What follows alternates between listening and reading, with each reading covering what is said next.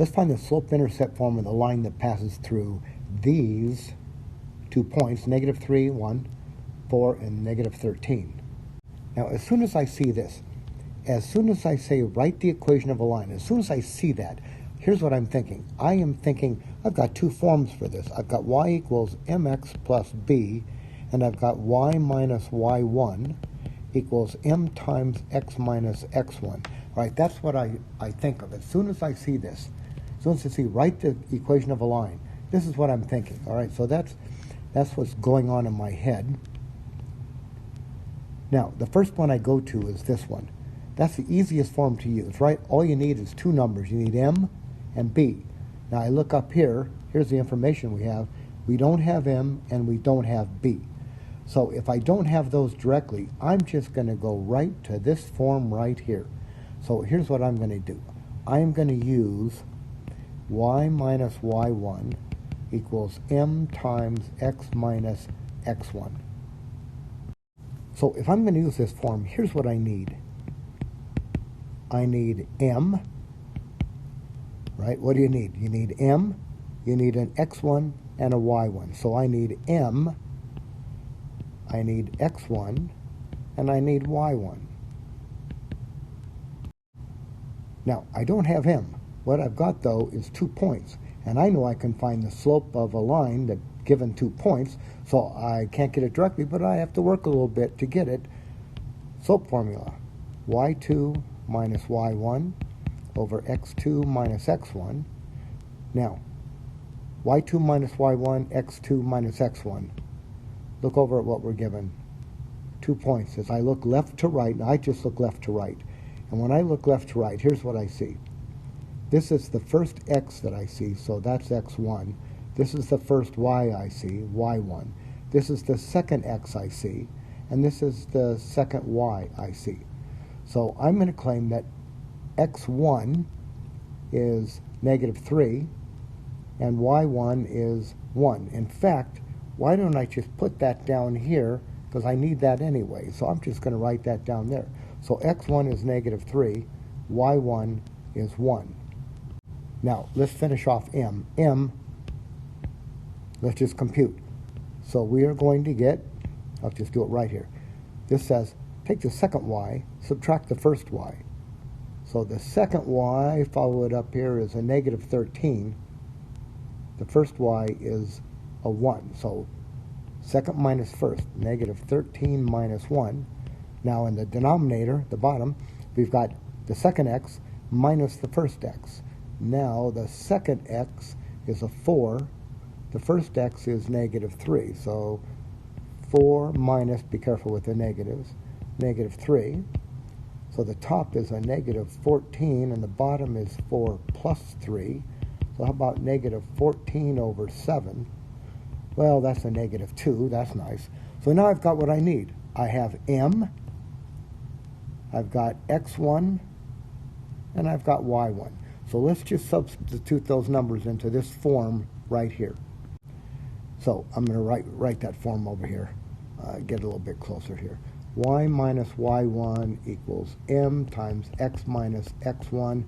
We'll get y minus, now the first y I see is the 1 equals m, that was a -2. X minus x1, that was a -3. So x minus -3, watch out for those negatives. Y minus 1 is equal to -2 times, how about x plus 3? Now multiply through, we'll get y minus 1 is -2. Now, -2 times +3, there's an x there, is -6. One more step, let's add 1. So we'll get y equals -2x. Now, -6 plus 1, right, -6 plus 1.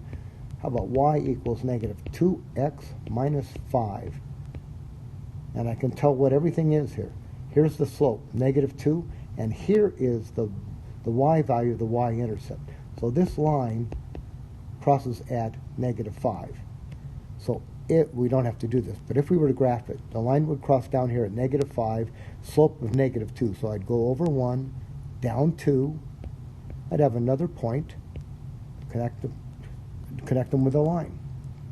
Let's find the slope-intercept form As soon as I see that, I'm thinking this. Y equals mx plus b, or I find that form for a line that passes through this point and this point. Right now, as soon as I see this, write the equation of a line, here's what I think. I think these two forms, y equals mx plus b and y minus y1 equals m times x minus x1. As soon as I see this, find the equation of a line, these are my two forms. So that's what I think of, and now I'm just going to start trying to get the information that I need to fill these in. So look at the first one. This is always the easiest to use. What do you need? You need m. Now I don't have m. I don't have m over here. All I have are 2 points. And although one of them is the y-intercept, right? This right here is b. That's b, because the first component is 0, so that line crosses right there. So I do have b. But since I don't have m, I'm not going to use this. I'm going to go directly to this. So I'm going to do this. I'm going to use y minus y1 equals m times x minus x1. And here's what I need to use it. Here's what I need. I need m, I need x1, and I need y1. So m. Well, I don't have m, but I know I can get it. I have to work a little bit harder for it. I have a formula for the slope.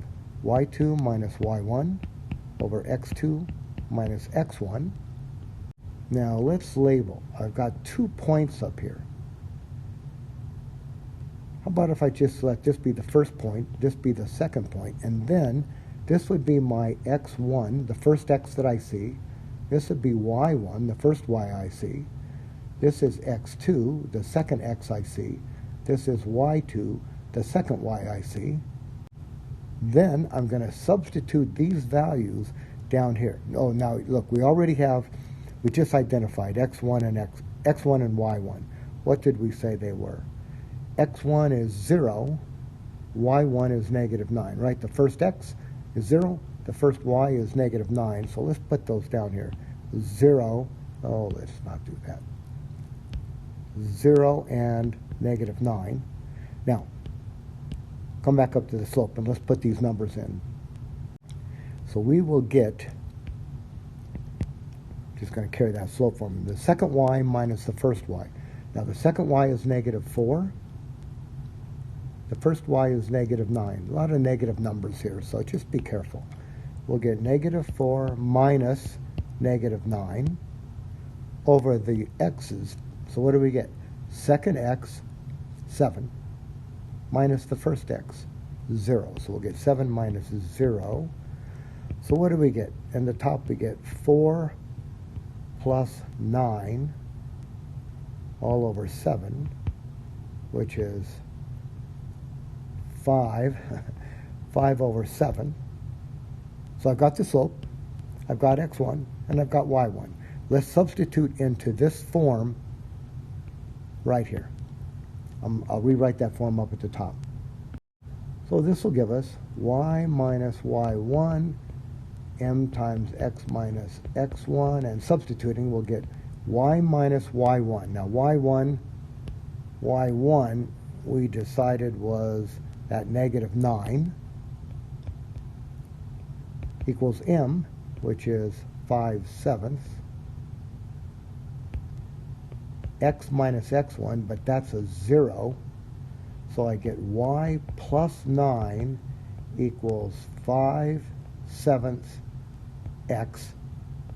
Right, x minus 0 is just x. All right, now we're almost there. Let's get this 9. So I'll subtract 9. So I'll get y equals 5/7 x minus 9. And we've got it. So the information I read out of here is there's the slope, and here's the b. So if I had to graph this line, I'd come down to negative 9 where it crosses the y-axis. The slope is 5/7. So 5/7. So the information I read out of here is, here's the slope, and here's the y-intercept. That's b. So if I had to graph this line, I come down to negative 9. That's the y-intercept. That's where it crosses. Now the slope is 5/7. The bottom number tells us the change in x, the horizontal change. The top number is the vertical change. All right, so here's what I'm going to do. I'm going to start at my point, because I know that one. I'm going to go to the right 7, up 5. So this is all just kind of a guess here. To the right 7, up 5, right? And there's my line. I want to find the equation of the horizontal line and the vertical line that passes through this point.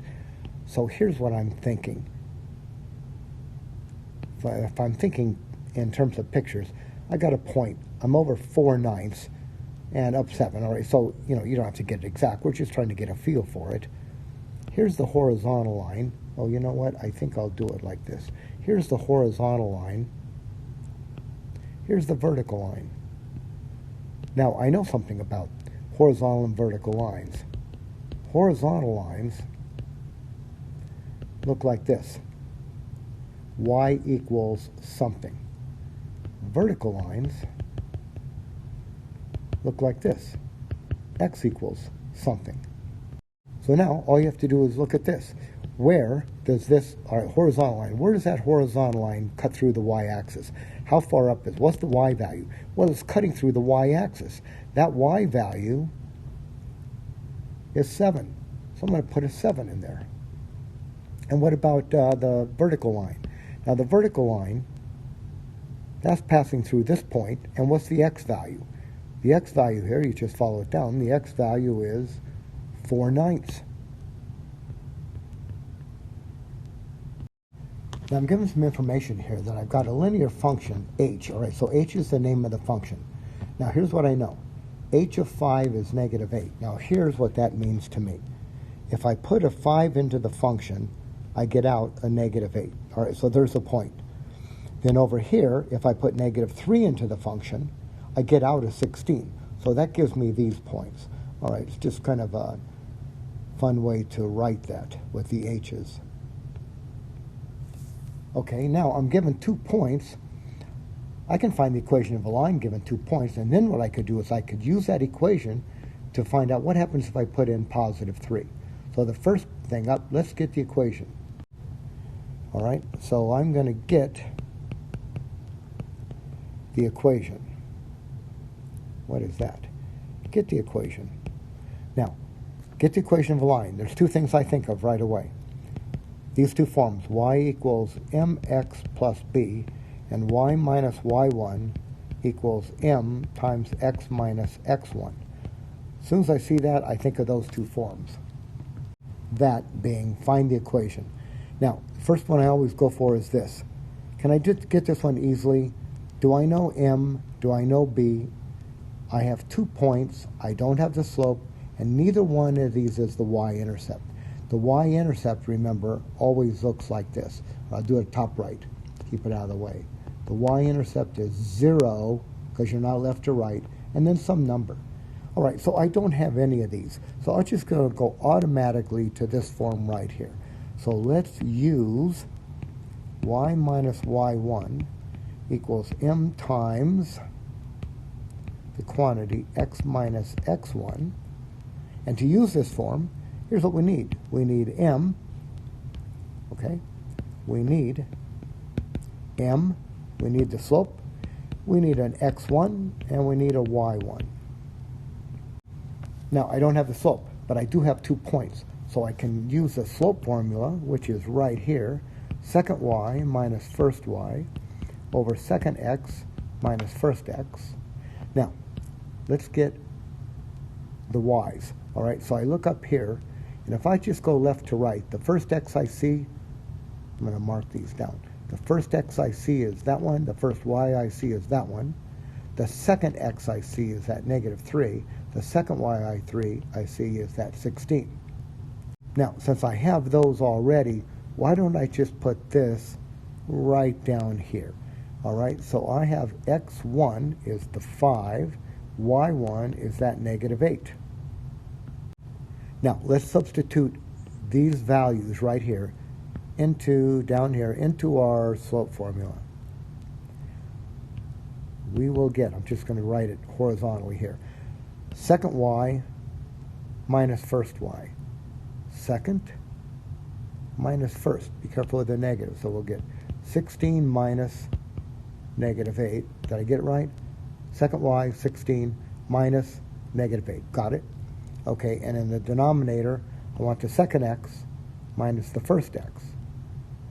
Negative 3 minus 5. All right, so negative 3 minus 5. Looks like we're going to have 16 plus 8 over negative 8. This is 24 over negative 8. How nice is this? Negative 3. Let's put these numbers, negative 3, 5, and negative 8, into our form. Now I'm going to write the form right here.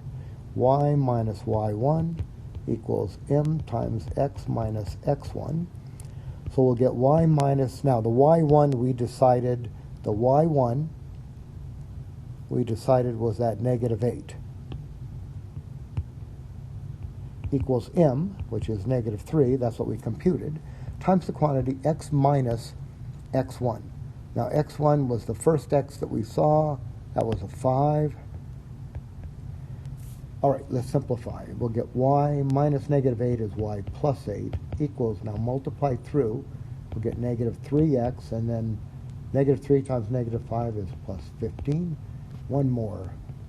Let's subtract 8. So we'll get y is equal to negative 3x. Now if you subtract 8, 15 minus 8 is 7. Okay, there's our equation. So I've got the equation. Now here's what we're being asked. Find h of 3. Well, I had to do all this work in order to get the equation so I know what to do with the 3. So I'm going to put the 3 in here. So actually, you know, what we're looking at here is this. I'm just calling it y for convenience. I'm calling it h of x equals negative 3x plus 7. I just use y for convenience. So what do we have for h of 3? All right, so if I replace that h with 3, replace every other x. I'm sorry, if I replace that x with 3, replace every other x with 3. So I'll get negative 3 times 3 plus 7, about negative 9 plus 7. So how about h of 3 being negative 2?